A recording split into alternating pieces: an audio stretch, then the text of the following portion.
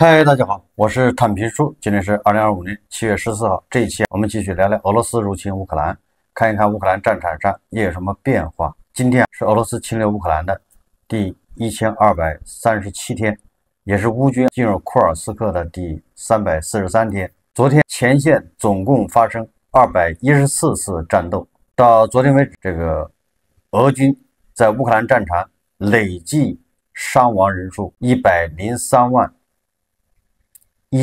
人，平均每天要增加1000人。根据媒体报道，是乌克兰陆战队可能在黑海地区实施两栖作战，也就是乌克兰的陆战队为可能的登陆作战做准备。而尽管前线相对平静，乌克兰军队仍在为可能的黑海地区实施两栖作战进行密集训练。2025年7月12日发布的视频证实，乌军在第聂伯罗布格河口地区，在这个南部布格河一带展开演练。画面中，疑似第30海军陆战旅部队动用芬兰援助的至少4艘登陆艇，在无码头设施的岸边演练登陆，凸显乌军对两栖作战的准备。其潜在目标可能包括具有战略意义的金本恩半岛。这个芬兰援助的专为河流与沿岸快速投送小队设计的机动性强，载重可达4吨，适用于潜水作业。训练重点在于快速上岸与艇间协同，也就是芬兰专门援助乌克兰这种登陆艇。分析认为，金本恩半岛可能成为乌军优先打击目标。该半岛位于第聂伯河布格河出口，战略位置突出，可作为巩固桥头堡并发起后续攻势的理想跳板。金本恩半岛自冲突爆发以来一直被俄军控制，因而成为乌军的重要目标。芬兰作为乌克兰关键伙伴，2023年到2024年已交付多批军事援助，其中登陆艇现正投入演习。芬兰广播公司称，这些装备旨在加强乌军在黑海的能力，以削弱俄舰队的优势。这个乌军很有可能在克里米亚给俄军来个突袭。12日夜间至13日早上，乌克兰首次在持续超过2个月的时间内，首次没有遭受大规模沙赫的无人机袭击，监控和官方资源均未报告无人机大规模发射。上一次如此平静的夜晚还是在5月8号，当时普京宣布了3天停火。根据这个基辅军事管理局称，自4月初成立以来，乌克兰勤空部队12支反沙赫德无人机拦截小组已在基辅地区拦截了近700个目标，其中500个目标是自6月以来拦截，也就是成立才3个月，这个勤空部队专门反沙赫德无人机的拦截小组可以说是战功累累。俄罗斯诺夫哥罗德一座大型变电站发生爆炸，俄方称是被雷劈引发了火灾，并导致全市停电。这个俄罗斯人很有意思，不是烟头就是雷劈，这个你还不如承认是乌克兰的无人机炸的。你说是雷劈，这算怎么回事？难道是天怒了吗？乌克兰国家安全局13日宣布，在首都基辅展开一次特别行动中，一组俄罗斯安全局特工因拒捕反抗被乌方当场击毙。该组特工涉嫌与上周就是叫伊万·沃罗尼奇上校被刺杀案件有关。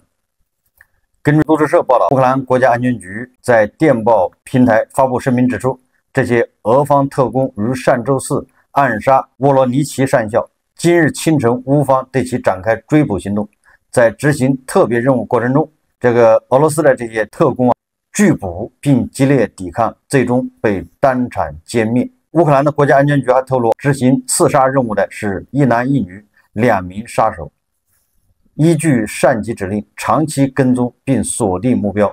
行动结束后，调查人员在其藏身处发现一把装有消音器的手枪。这个乌克兰国家安全局局长马柳克说，俄罗斯联邦安全局特工战斗小组提前潜入乌克兰，3天前谋杀了乌克兰安全局军官我们的兄弟伊万·沃罗尼奇上校。通过秘密侦查和积极的反间谍措施，敌人的巢穴被发现了。在逮捕过程中，他们开始反抗，并发生了交火，最终这些恶棍被彻底消灭。我要提醒你们，在乌克兰领土上，敌人唯一的出路就是死亡。双方在战线上变化并不大。我们看看这个外交以及国际援助。我们再看看这个法国人最近非常活跃啊。7月11号，法国军队总参谋长叫蒂埃里·布克哈德在乌克兰发表声明称，他说俄罗斯已成为法国在欧洲的主要威胁。这个已经法国把矛头对准了俄罗斯啊，这个也就是敌对关系。布克哈德称，俄罗斯是一个真正的军事强国，他们同时拥有常规武装力量和核武器。他指出，来自俄罗斯的压力几乎覆盖全领域，从太空到网络空间，从海底到信息领域，尤其是在非洲地区，也就是在这一方面都是法国的敌人，法国的对手。据悉，该声明发表布克哈德与英国国防参谋长、海军上将托尼·拉达金访问乌克兰期间，他们当天与乌克兰军方高层举行了会谈。法国已经把俄罗斯当成敌人了。法国的国防部长叫勒科尔尼表示，如果俄罗斯要求乌克兰非军事化，这是一条红线，这一点对欧洲来说是绝不能接受。他说，欧洲需要保持一致，为了乌克兰的安全，需允许乌克兰加入北约。此外，勒科尔尼还指出，乌克兰需要为未来思考，不能继续依赖星链或者是爱国者防空系统。什么意思呢？这个德国的总理莫尔茨说，不仅不能领土换和平，还要求俄罗斯你准备赔偿吧，先5000亿美金。你看这个法国国防部长说什么？不仅不能领土换和平，这乌克兰还要加入北约，乌克兰不能非军事化，这是一条红线。也就是你可以看出，欧洲人调门是越来越高，形势发生了变化。泽连斯基总结在罗马举行的乌克兰复苏会议的成果，多国就加强乌克兰防御与重建达成重要共识。会议聚焦强化乌克兰的防空能力与无人机拦截系统，并且签署大约200项协议，总金额达110亿欧元。第一个是防空升级，挪威与德国将协助购买爱国者防空系统，英国提供5000枚反无人机导弹武器生产，推动对乌克兰军工的新投资，加速无人机等装备的本土化生产。国际援助与美方会谈富有成效，呼吁持续军援并加强对俄制裁施压，强调战争是让侵略者付出代价。本次乌克兰复苏会议由意大利与乌克兰政府联合举办，核心议题涵盖对乌军事援助与重建合作。这个罗马尼亚它的空军终于向俄空天军开火。罗马尼亚 F-16战机紧急升空。美国新闻周刊报道，北约空军已经开始掩护乌克兰最重要的港口城市奥德萨。在俄军图95战略轰炸机发射空射巡航导弹，俄罗斯黑海舰队发射口径巡航导弹以及大批俄罗斯无人机攻击时，罗马尼亚空军迅速起飞2架 F-16战机，进入边境地区执行拦截任务。俄军空袭的乌克兰奥德萨伊兹梅尔港，该港口与罗马尼亚图尔恰市以及周边地区隔河相望，多瑙河是两国的边界。罗马尼亚军方报道，在当天时间晚上23点15分，俄军开始空袭奥德萨港口设施。罗马尼亚空军起飞战机拦截俄罗斯发射的天竺葵，也就是这个沙赫德远程无人机，至少击落1架俄军无人机。俄罗斯媒体则报道称，又一条红线被打掉了，北约空军战机直接起飞拦截俄军无人机。现在罗马尼亚的北约空军基地已经可以成为俄军的打击目标。但是这个俄罗斯画的红线不是一条被打掉，另外一条也迅速被打破。根据报道，俄军发射4枚防空导弹，其中1枚防空导弹差点击落罗马尼亚空军 F-16战机。事实上，双方爆发2轮战斗，这是一场真正的空战。克里米亚首府新菲罗波尔到奥德萨的直线距离为181公里，在这个距离上，可以威胁罗马尼亚空军战机的就只有俄军驻克里米亚第31防空导弹师的 S-400远程防空导弹系统。也就是说 ，S-400防空导弹第一次发射攻击北约的现役战机。实际上，当天晚上，波兰空军 F-16战机也升空了。这一次，罗马尼亚空军 F-16战机跑得快，快速超低空返航，消失在俄军雷达屏幕上。以后啊，这样的事情会越来越多，北约的战机啊会越来越频繁升空啊，打击这个俄罗斯发射的导弹和无人机。有第一次就有第二次啊，普京并不敢怎么样。根据美国媒体报道说，特朗普正在考虑为乌克兰提供一项价值数亿美元的新军事援助计划。这笔资金可能来自拜登批准的一项特别基金，允许国防部从美国军备库中直接提取武器提供给乌克兰。这项扩大援助的计划最快可能在下周一公布。特朗普也可能宣布对俄罗斯的新一轮制裁，但据了解，这项制裁法案仍在起草中，最早也要到下周才可能提交参议院审议。该报道指出，特朗普手上现有38.5亿美元的资金可以动用，这是拜登政府时期批准的。他现在可以用于对乌军事援助的预算。此外，美国总统还有可能没收价值50亿美元的被冻结俄方资产，并转交乌克兰。根据这个德新社7月11日报道，乌克兰总统泽连斯基说，美国及欧洲盟友已承诺向乌克兰提供新的武器援助。泽连斯基在11日的视频讲话中说，根据各方面报告，暂停的武器交付已经恢复。下周，乌克兰计划与包括美国特使凯洛格在内相关方就军事援助问题举行会谈。泽连斯基说，我们也在筹备新的欧洲武器援助计划。他还预计，针对俄罗斯的新制裁将包含强有力的措施。这个特朗普周一，也就是今天，将对俄罗斯发布重大声明，可能采取制裁手段有4种，最严重的是2级制裁法案，即对从俄购买石油天然气的国家出口到美国的商品征高额关税。第二个是打击俄罗斯引资船队，虽对俄经济打击大，但是实施难度也大。总之，这个特朗普到底有什么重大声明，马上就揭晓，是嘴炮还是来点实惠的？梅德韦杰夫现在也对特朗普非常不满，在特朗普和普京之间，梅德韦杰夫选择了拱火浇油。梅德韦杰夫在他的电报频道说，一个美国人又在玩他那套最喜欢的政治跷跷板。梅德韦杰夫还影射这个特朗普说，我对于普京的会谈感到满意，我对于普京的会谈感到失望，我们不会向乌克兰输送新武器，我们将向乌克兰输送大量防御性武器。我们该如何看待这种情况？也就是这个梅德韦杰夫很不满特朗普，一会儿这么说，一会儿那么说，变化太快啊。梅德韦杰夫还说，我们该怎么看待这种情况？就像以前一样，就像我们的士兵那样，就像最高统帅那样。最高统帅呢，不就是普京吗？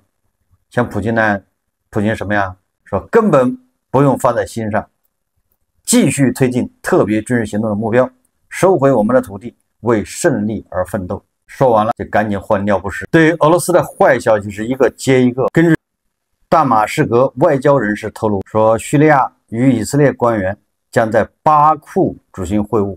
叙利亚的这个朱拉尼亚居然访问阿塞拜疆，与阿塞拜疆总统阿利耶夫会面。这2个人搞在一块，那对俄罗斯来说能有什么好消息呢？对吧？叙利亚刚变了天，由亲俄变成亲美，人家也搞改革开放，要把俄罗斯人赶走。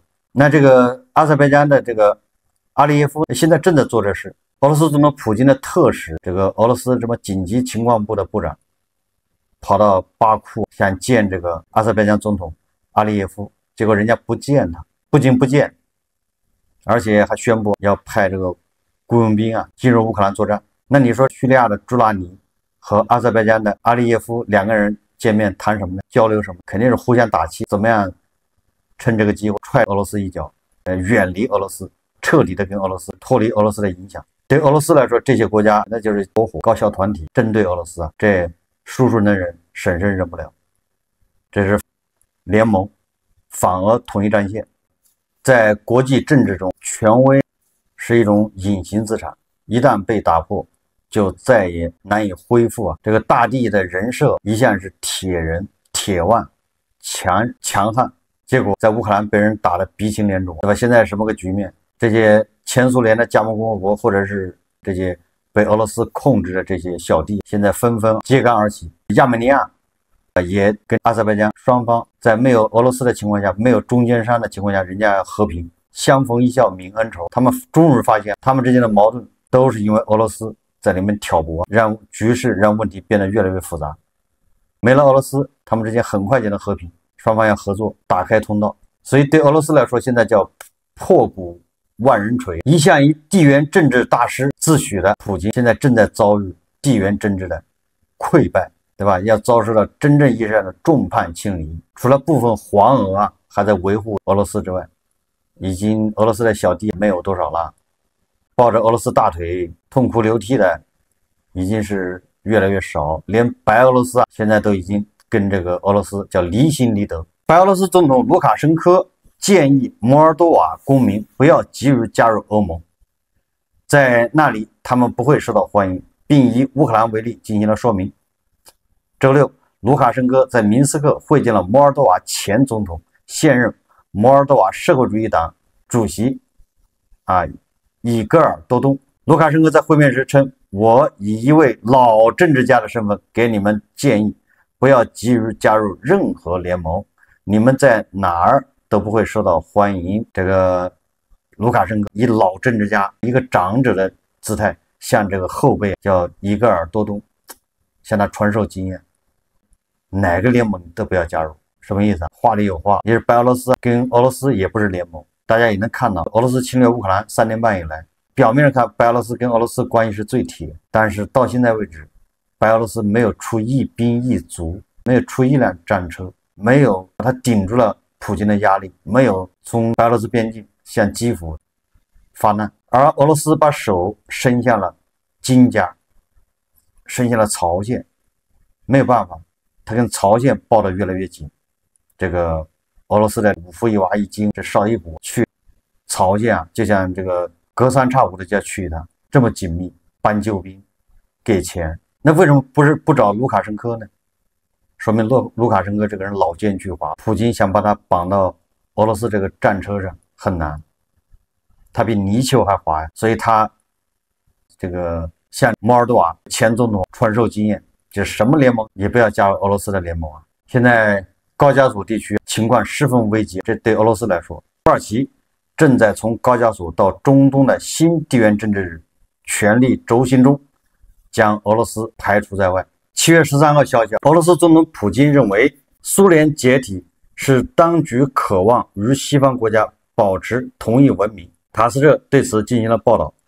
普京在接受记者帕维尔·扎鲁宾采访时表示，苏联解体后，西方国家想把自己的规则强加给俄罗斯人。他解释说，苏联实施宗教迫害的依据是俄罗斯随后将成为所谓文明世界的一部分。普京还指出，苏联解体后，欧洲国家无意考虑俄罗斯的利益。他说现在他们只想按自己的意愿为自己争取利益，他们按照自己的规则行事，无视俄罗斯的利益。这个普京所说的俄罗斯利益不知道是什么利益。此前，俄罗斯总统普京在与新历史教科书作者和编辑们会面时表示，乌克兰作为一个独立国家的出现，与苏联在列宁的参与下推行的本土化政策息息相关。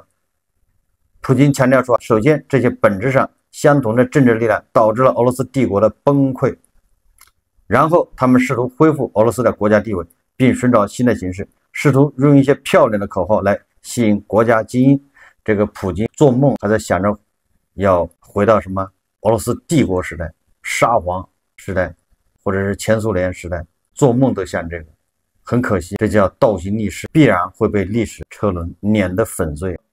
俄罗斯为了应对前线的兵力不足，现在也加大征兵力度，给出了优厚的待遇，特别是参战满1年，最高可免除1000万卢布的债务，折合人民币近70万元。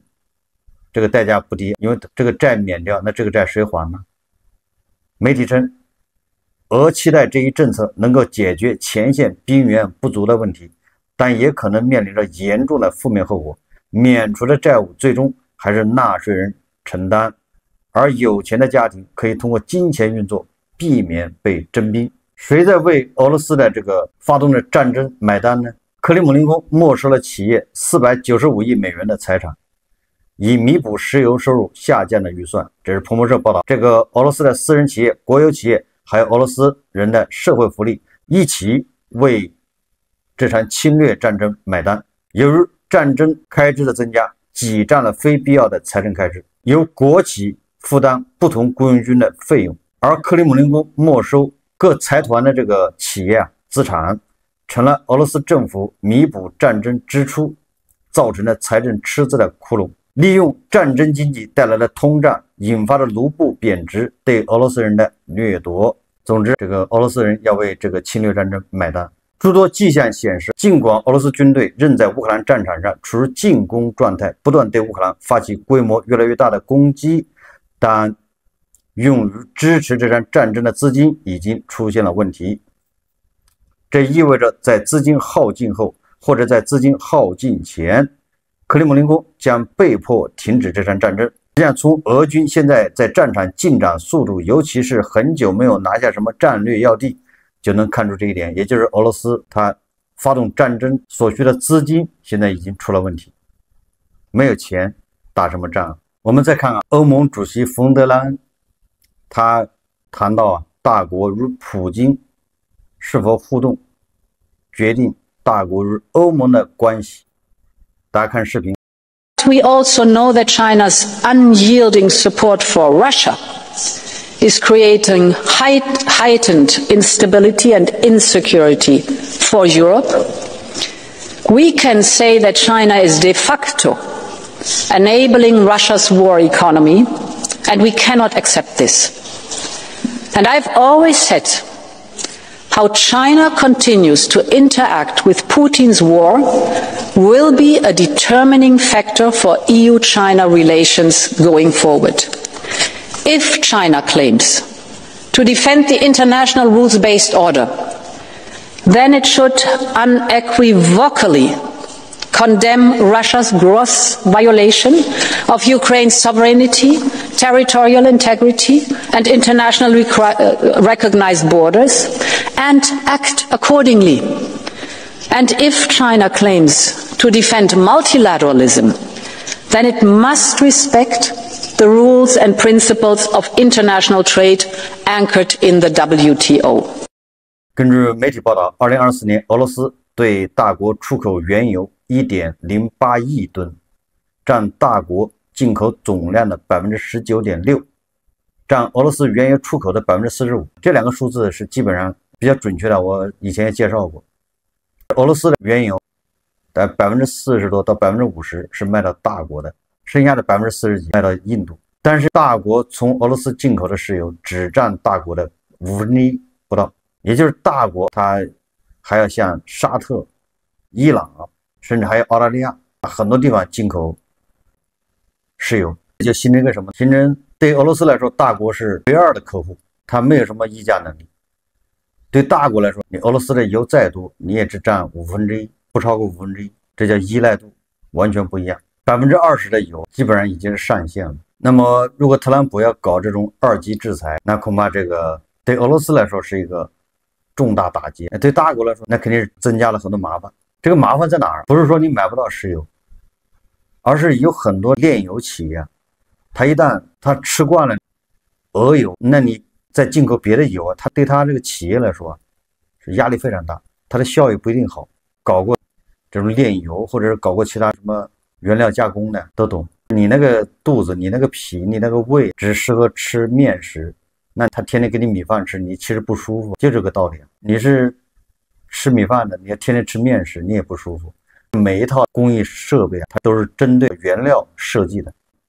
2级制裁可以说是对俄罗斯的致命一击。好，我们这期节目就聊到这里，感谢大家收看。如果喜欢我的节目，欢迎订阅、转发，也可以在下方留言评论。谢谢大家。